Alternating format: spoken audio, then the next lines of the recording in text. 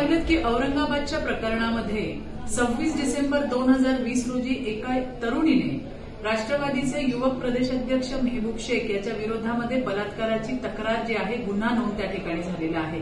IPC 376च्या under हा गुन्हा नोंद झालेला असून सुद्धा अजूनही पोलीस तपास आणि चौकशीच्या नावावरती वेळकाढूपणा काढतात आणि त्या आरोपीला वाचवण्याचा प्रयत्न करतात। आज सकाळी एक धक्कादायक बातमी आली की ज्या पीडितेने ज्या तरुणीने ही तक्रार दिली होती ती तरुणी आता गायब झालेली आहे।